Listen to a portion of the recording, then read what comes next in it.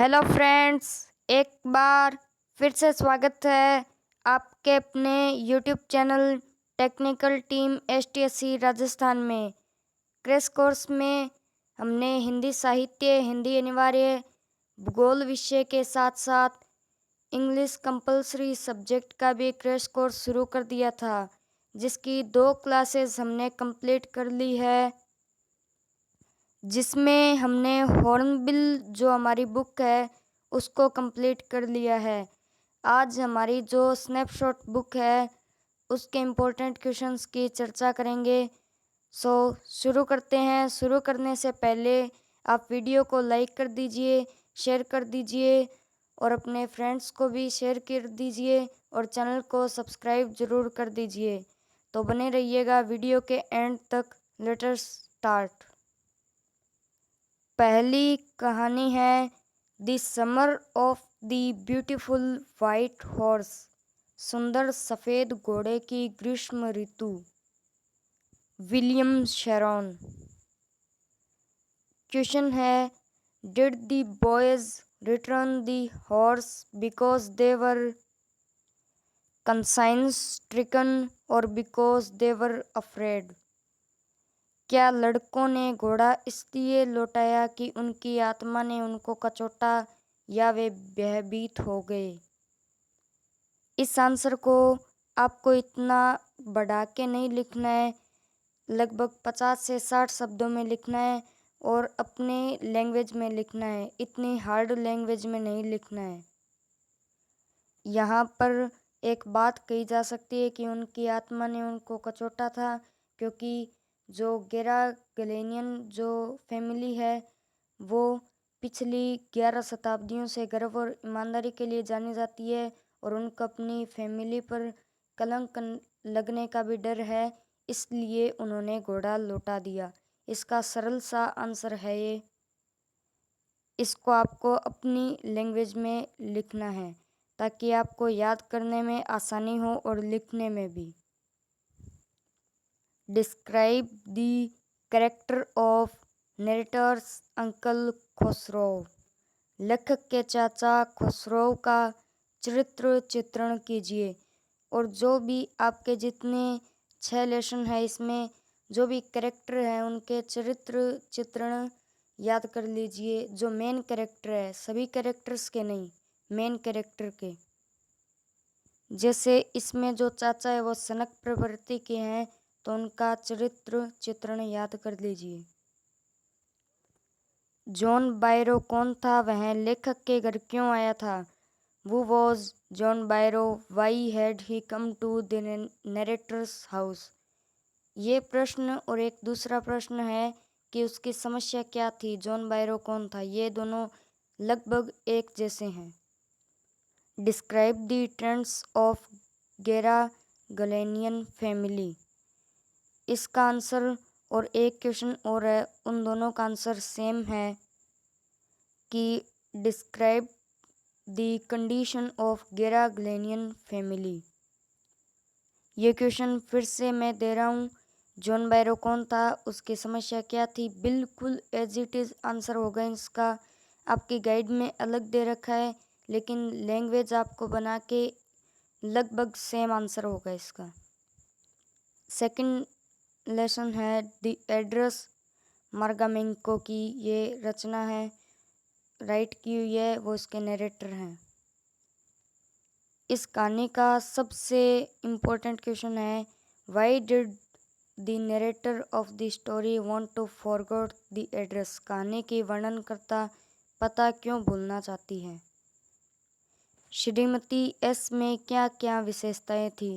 What qualities did miss S possess? इसमें भी एक तरह से ये मेन कैरेक्टर है, तो इनका चरित्र चित्रण विशेषताएं आ गई हैं। What kind of lady was miss Darling? Shrimati Darling किस प्रकार की महिला थी? वह स्वार्थी थी, वह किसी चीज़ को लेने के बाद वह लेखिका को अपनी कीमती वस्तुएं लौटा नहीं रही है। ये क्वेश्चन भी ठीक ठाक इम्पोर्टेंट है।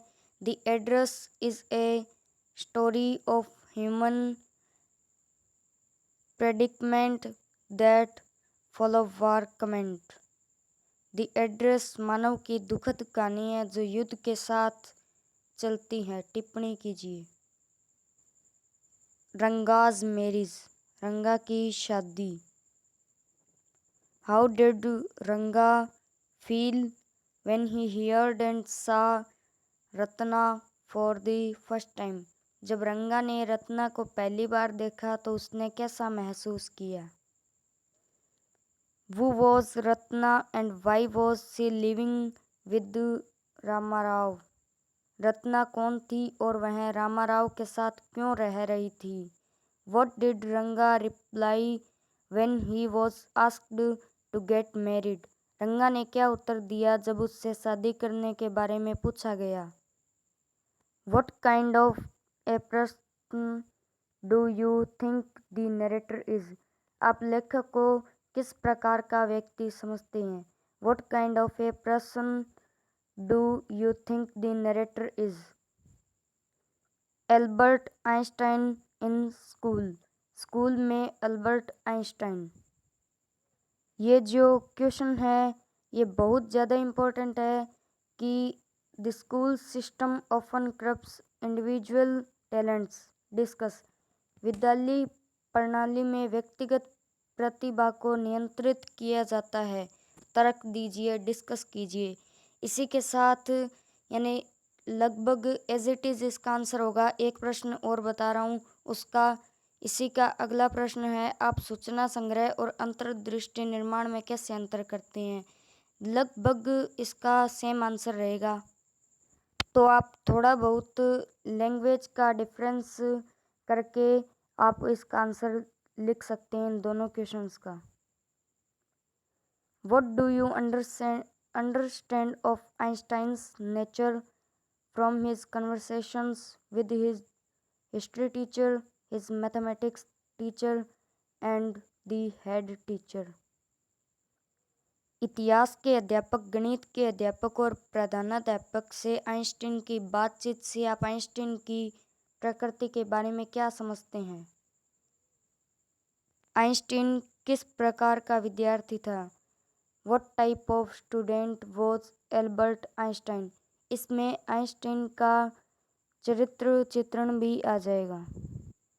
Explain characteristics of Einstein's nature highlighted by the exchange between him and the teacher. Einstein तथा उसके अध्यापक के बीच के वार्तालाप से स्पष्ट होने वाली आइंस्टीन के स्वभाव के विशेषताएं बतलाइए। ये जो भी 3 क्वेश्चन है, एक इतिहास के टीचर और गणित के टीचर वाला क्वेश्चन और एल्बर्ट आइंस्टाइन किस प्रकार का विद्यार्थी था, और ये प्रश्न, इन तीनों के आंसर में कुछ कुछ समानता है इसमें। और जो टीचर्स वाला प्रश्न है उसमें तो बहुत ज़्यादा समानता है। इसलिए आप एक आंसर को याद करके थोड़ा बहुत लैंग्वेज में कॉम्प्रोमाइज़ करके काम आंसर लिख सकते हैं। ये प्रश्न भी ठीक ठाक इम्पोर्टेंट है। What reason did the head teacher give for explaining Albert from school. मुख्य अध्यापक ने एल्बर्ट को स्कूल से निकालने के लिए क्या कारण दिए। How did Albert hope to get into an Italian college और इंस्टीट्यूट। एल्बर्ट को कैसे आशा थी कि उसे इटली के कॉलेज या संस्थान में प्रवेश मिल जाएगा। यूरी ने एल्बर्ट को संसार का सबसे बुरा झूठ क्यों कहा। Why did Yuri call Albert the world's worst liar. यूरी पर एक संक्षिप्त टिप्पणी लिखिए। फिर एक चरित्र चित्रण है। Right A short note on Yuri. Describe the interview with the head teacher. प्रधानाध्यापक से साक्षात्कार का वर्णन करो। ये लेसन थोड़ा बड़ा भी था और समझने वाला लेसन था, तो इसमें क्वेश्चन थोड़े ज़्यादा हैं और इससे क्वेश्चन आने की संभावना भी बहुत ज़्यादा है, क्योंकि आपके परीक्षा में 3 या 2 छोटे प्रश्न इस किताब से और 2 बड़े क्वेश्चन आएंगे। छोटे क्वेश्चन यानी 30 से 40 वर्ष के अंदर, और बड़े क्वेश्चन यानी 50 से 60 वर्ष वाले।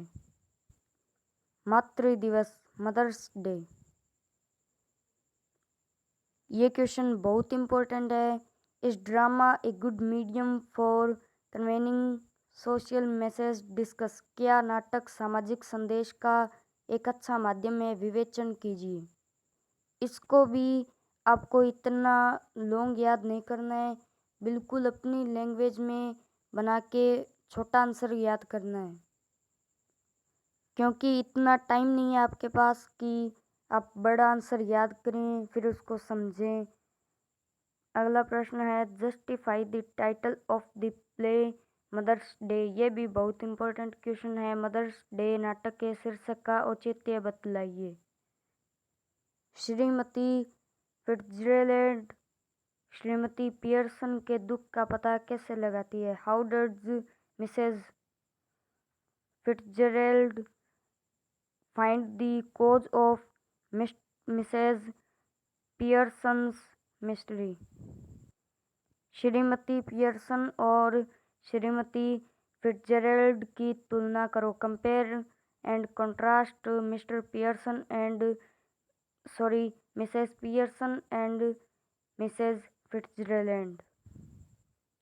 व्यक्तित्व परिवर्तन के बाद श्रीमती पियर्सन किस प्रकार का व्यवहार करती है? How does Mr Pearson start behaving after the exchange of personalities.